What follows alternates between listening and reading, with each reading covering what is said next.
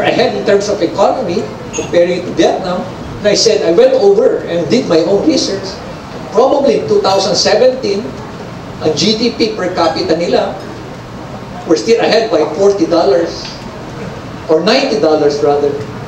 And then, in 2019, or 2018 rather, they overtook us. GDP per capita was already at $40 more. And then 2022, they were already way ahead at $400 GDP per capita. Yeah. This year, projected estimate GDP per capita, comparing it to our GDP capita, probably would reach around $600.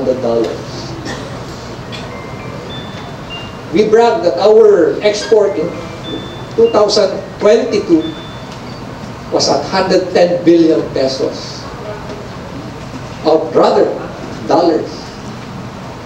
Vietnam, 399 billion US dollars.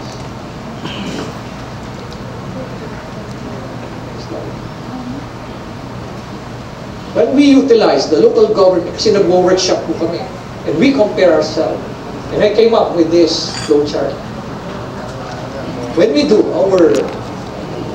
utilize our fund, dadaan po siya sa very tedious na process. Call for budgeting, we propose our projects. After that po, may project prioritization. We have to get our barangays involved and our districts involved. After that, magkakaroon po ng series of stakeholders engagement. Then, presentation, we have to present it to stakeholders and sectoral representatives. And then finally, we have to have it secure the approval of the City Development Council. Again, this is another sectoral body. And then after that, approval of the budget. Ganyan po, ka-tedious yung proseso. At kailangan mo ilagay sa annual investment plan. Papa-approval mo. At sa annual procurement plan. Pag nagkaroon mo kayo ng project, nakalimutan nyo ilagay sa AIP, at binayaran nyo, hahabulin ho kayo ng COA, kakasuhan ho kayo. Graft and corruption. Or graft. Ganyan ho, kahigpit, ka-tedious, ang hinaharap po namin as local government. Now, for these corrupt politicians, kayo na ho mag-isip kung sino sila. Ito lang po yung kanilang framework. I want this, I want that. Implement daw kagad. I want to put up pera ni ganito yan, pera ni ganito yan, pera ho ni ganito yan. Kaninong project ay pera ho ni kanino? Pera ho ni ganito yan. AX, gustong-gusto nilang, despite the fact na sinasabi na ng DSWD, bawal na yung kayo nagbibigay, pati yung dole, bawal na kayo nagbibigay. Sila pa rin gusto bigay. Para ang tao, iniisip, thank you po, hindi ko nababanggitin kung ano yung pangalan nila, pero thank you po. Is it fair? Pati ho yung pag-clear ho sa kanilang mga expenses, MOE, certification na lang. Habang kami, dadaan kami sa resibo, takot-takot na project proposal. Pareho lang naman ng pera ng bayan ang ginagastos namin. Bakit? Napakahigpit sa local government habang sila then lose dahil ba they control the budget? Is there transparency? Is there accountability with this kind of framework?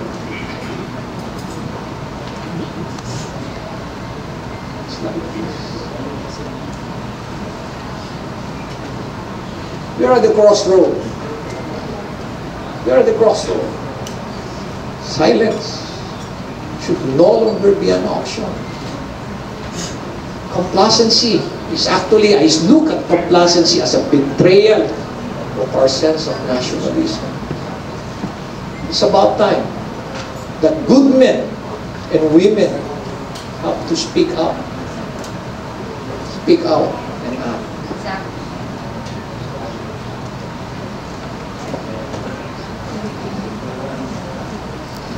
Silence is not neutrality. It is complicity and tolerance.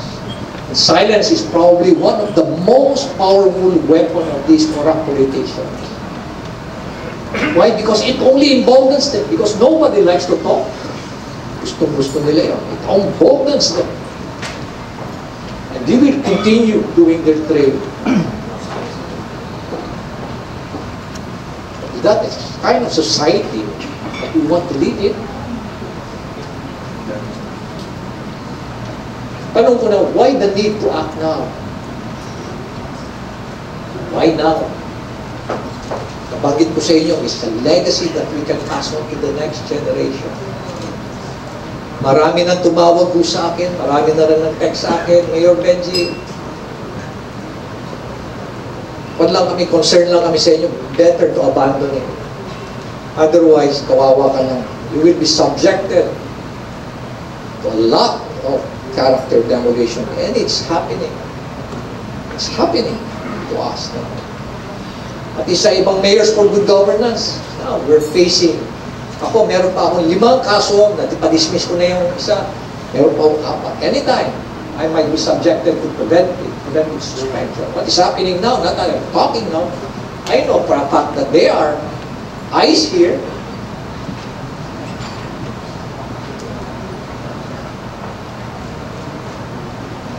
But am I going to abandon the crusade? No, we're not. Why?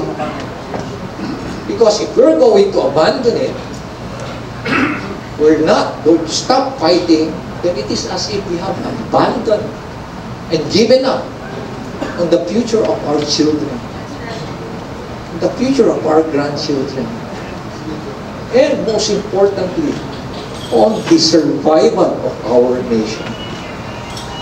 Mabuti sana ho kung merong Philippine Part 1 o Philippine 1, Philippine 2, Philippine 3. Iisa lang po ang Pilipinas ho natin. A country worth dying for. I remember when we launched an attempted coup d'etat in 2006, I was asked to stand down and I said, "Sir, I'm willing to die for this country."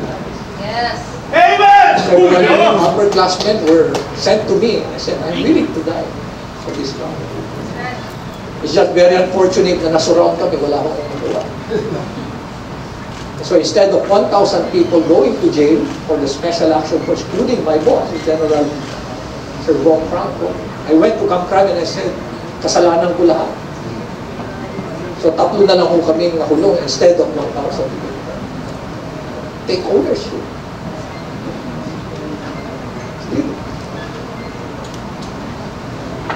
What is our vision? What is our vision? Our vision is to have a nation led by leaders. Leaders who do not manipulate, but inspire. Leaders who do not lead by coercion, but by compassion with their character and competence. Leaders who do not amass wealth or hoard wealth, but uplift and empower communities, especially our young people. And most especially, a nation led by leaders who do not lead by greed, but those who serve with honor. And that's precisely the underlying principles of good governance. Good governance is not only about fighting corruption. It's about empowerment, inclusivity, rule of law, respect for human rights. It's not a politics of hate, but a politics of encouragement and mutual understanding. It's not a politics of criticism, but a politics of encouragement, but a politics of lies, but a politics of truth. That's the kind of society and nation that we envision. But how do we do it? In the city of Baguio, how do I do it? I have to live by example. Everything starts with me as a leader. And I have to be consistent, first term, second term, third term. consistently adhering to the principles of good governance. And that's the only legacy that I can pass on to the next generation.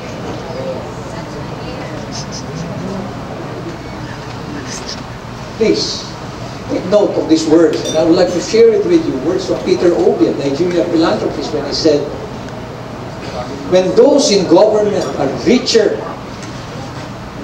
than, when politics is more profitable than industries, when those in government are richer than businessmen and entrepreneurs, then that country will never progress because it manufactures poverty.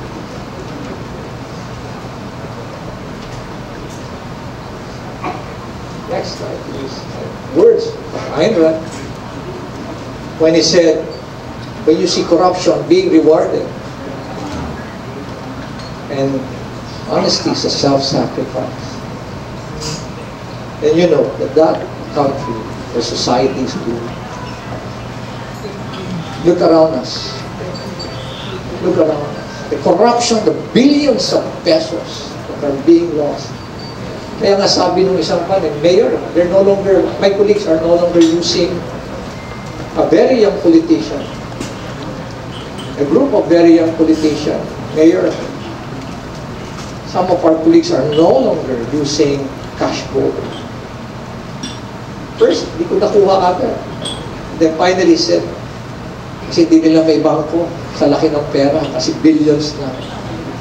So what they are using are room vaults, buying expensive condo units, 4-bedroom, 3-bedroom, converting one, redesigning it for it to be able to hold cash. Cash and cash. Lots of cash. We're not going to act now. Society is. So, we are presenting this. There's no substitute to good governance. Think, meron pa bang substitute to good governance? Yes? Meron po sana akong i-correct po doon sa figure nyo, lalo na doon sa cost. Ganun ba? Nagkamali pala ako. Oh, Mayor, hindi po 6,000. So, ano yung figure dapat pala? 4,300 po. Paano mo alam? Kami po yung mga nagsusupply sa mga private na mga projects. Next slide, please. This is the last page of the 17-page report. Please take note, just to give you a background. Entire Rock Native project, hindi Cordillera pa lang ito, iba pa ho yung sa ibang lugar. Na I've been going around, sinasabi nila sa akin, meron din sa Bicol, meron din sa Region 2, meron din sa Mindanao, meron din wala. Meron din po sa Visayas. Sa Cordillera pa lang ito. I thought all along it's 5 billion pesos. And I was really surprised. Please, yung figure po rito, dagdagan yung natin ng 3 zero. I was really surprised that the total cost, 2017 to 2023, was at 14.6 billion pesos. Please take note that the group of politicians, corrupt politicians, took over in 2020. When I say took over, they took over as simply took over. So in 2017, tignan nyo rito, Abra, Baguio, Benguet, lahat.